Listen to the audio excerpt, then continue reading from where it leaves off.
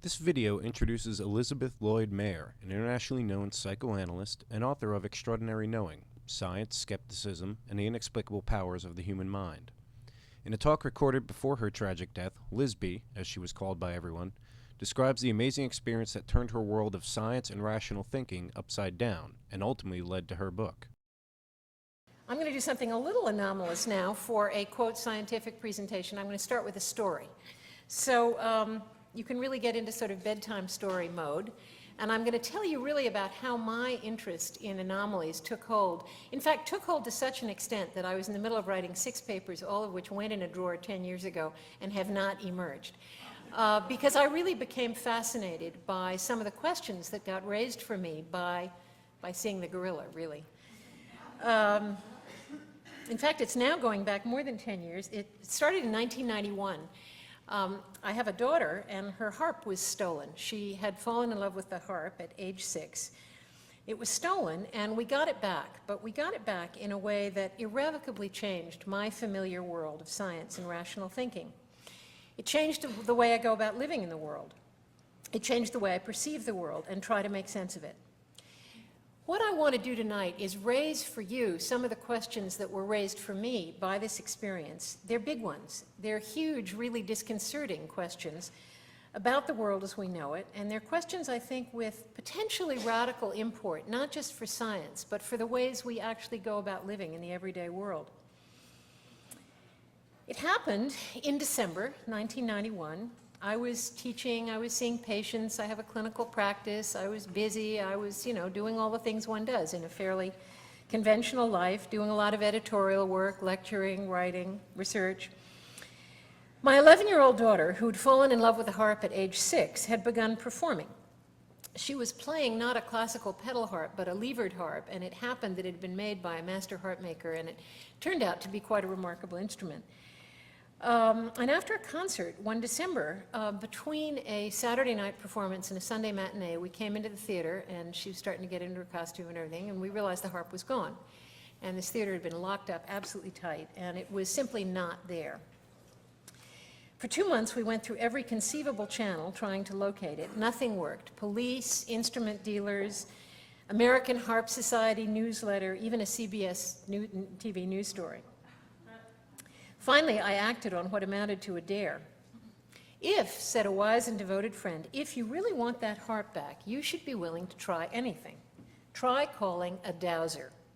Now, I don't know if all of you know what dowsing is, but dowsing is this strange, there probably are a lot of them in Texas, actually. I've never been to San Antonio before, but anybody who needs a well tends to know what a dowser is.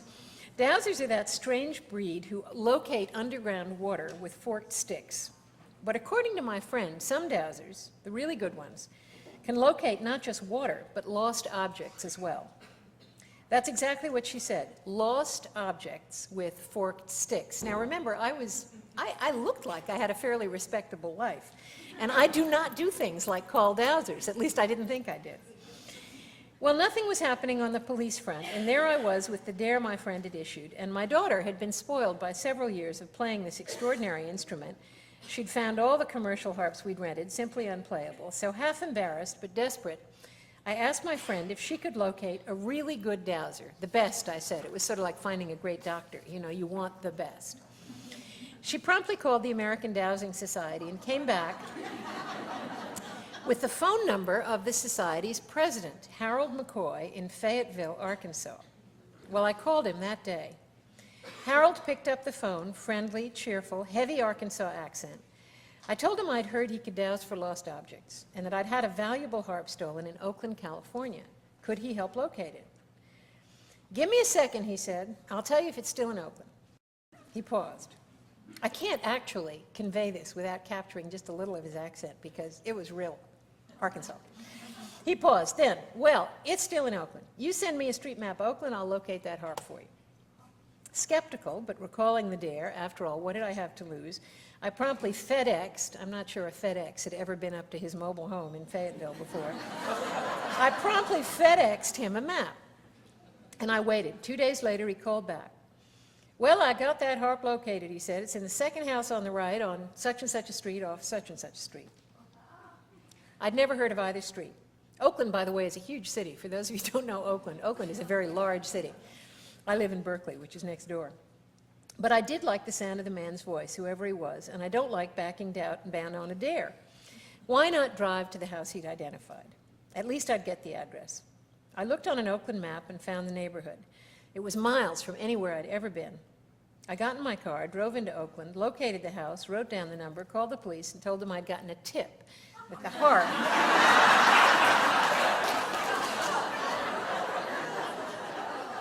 gotten a tip that the harp might be at that house. Not enough information, they said, not good enough for a search warrant. But here's where things began to get interesting. I found I couldn't quite let it go. Was it the dare? Was it my admiration for the friend who'd instigated the whole thing? Was it that all the conventional avenues to retrieving the harp were getting us nowhere? Was it that the police were closing the case, claiming that the one place a unique, portable, highly marketable item would not remain was the city where it was stolen? Anyway, I had genuinely liked the sound of that voice on the other end of the line, and I meantime had a devastated daughter on my hands, and I figured, what the heck? I got an idea. I could post flyers in a 2-block area around that house, offering a reward for the harp's return, no questions asked. It was a crazy idea, but why not? As my friend said, what could I possibly lose? By the way, I did not tell any of my academic friends that I was doing this. So I did just that. I posted flyers in those 2 blocks, and only those 2 blocks. I was embarrassed enough about what I was doing to tell just a couple of people, not people at UC Berkeley. 3 days later, my phone rang. A man's voice asks if this is the number for the harp. He tells me he saw a flyer outside his house describing a stolen harp. He tells me it's exactly the harp his next-door neighbor recently obtained and showed him. He won't give me his name or his number, but he offers to get the harp returned to me. About 2 weeks later, after a series of circuitous exchanges with the same male voice on the other end of the line, he tells me to meet a teenage boy at 10 p.m. in the rear parking lot of an all-night Safeway. I arrive. A young man loitering in the lot looks at me and says, "The harp?" I nod. Within minutes, the harp is in the back of my station wagon, and I drive off. 25 minutes later, I turned into my driveway, and this thought hit me. This changes everything. So what I want to talk about tonight is how, for me, it did begin to change everything. It changed how I work as a clinician and psychoanalyst. It changed the nature of the research I was pursuing. What it really did was raise all kinds of questions I'd never asked before, questions about all kinds of things. It changed my sense of what's ordinary and what's extraordinary. Most of all, it changed my relatively established, relatively contented, relatively secure sense of how the world adds up. If Harold did what he appeared to have done, I had to face that my notions of space, time, reality, and the nature of the human mind were stunningly inadequate. The ways I understood the world were off, and seriously off. Disturbing as that recognition was, I gradually had to acknowledge there was something intriguing, really exciting about it as well. Bit by bit, I had to recognize I was facing a choice I couldn't avoid. Either I had to say the entire event hadn't happened, which I was tempted to do, or I had to start rethinking everything I knew. I had to see the gorilla. And the thing is, the gorilla was there in the form of this harp sitting back in my living room, having been stolen and gone for 2.5 months. That made it hard to settle for the idea that the whole thing hadn't happened at all.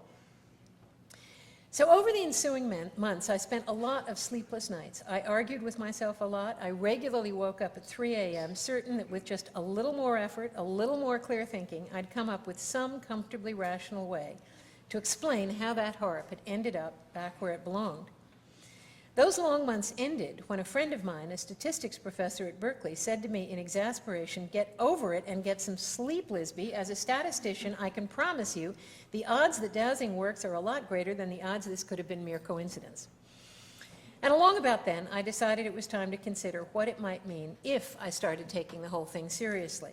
What if, I began wondering, what if I stopped trying to explain it all away, but instead tried to consider how on earth a dowser over the phone from 2,000 miles away could locate a 2-block area out of the vast metropolitan San Francisco Bay Area where apparently a stolen harp was residing.